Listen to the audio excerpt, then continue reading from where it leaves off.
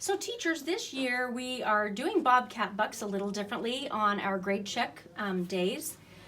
We are going to be doing grade checks on Monday, every Monday, and that gives you the opportunity on Friday to fill in the information for grades. So we are also doing a payday. So it's going to be Bobcat Payday, and students will get a paycheck, a pay stub, for being a student, full-time working at school. So what you're going to do then is go to the backpack on your main screen, which will bring you up to the list of students in your class. And then you'll go down to the student that you're going to be checking grades on. And on the Bobcat pay stub, we're going to start with how many A's, or maybe there's blanks, or if there's the letter P for passing, like teacher aides and other classes.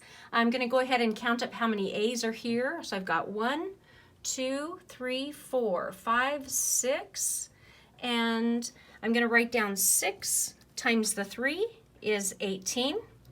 Number of B's, there's 2. 2 times 2 is 4. Number of C's, there's 1, but it's both days, so it's going to be 2. 2 times 1 is 2.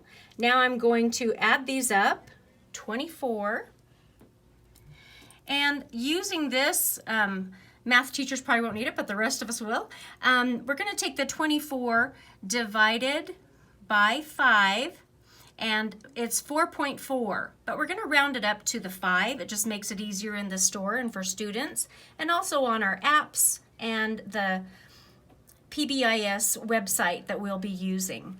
So total divided by 5, sorry, did that one wrong, 4.4, and then we round it up to the 5, and that's the total pay for today.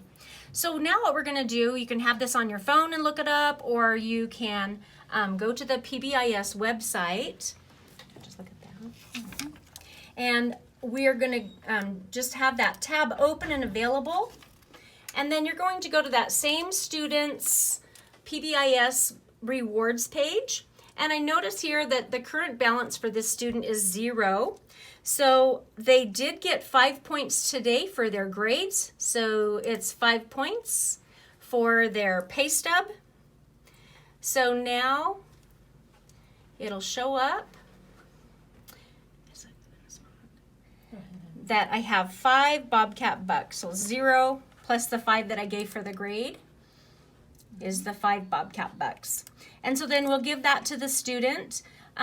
Generally, personally, if I have any students that have D's or F's, I will just quickly write that out to the side and just a short name. Like if it's science, I'll put SCI. If it's geography, I'll just put a GEO. Or if it's health, I'll just put HEA. So those things, then I can talk to that student about that. And I categorize my bucks by D's and F's, and then B's and C's, and then straight A's. And that's when I had my bigger classes, so that I made sure and covered any grades with students that had the lower grades, so that they knew and that they could take action on that and get things fixed and changed. And then I would move my way up to the students who had their A's. And generally I would have time. Sometimes I ran out of time, but at least I had the students who really needed that extra time going through the grades to have a chance to look at that.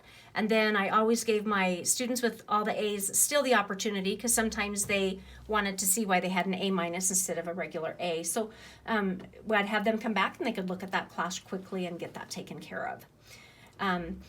When you get done with grade checks on Monday, then you'll just return the envelope back to Mrs. Young, and any students that were absent, you'll just leave in there, and then they can be passed out to students the following day from the office aides.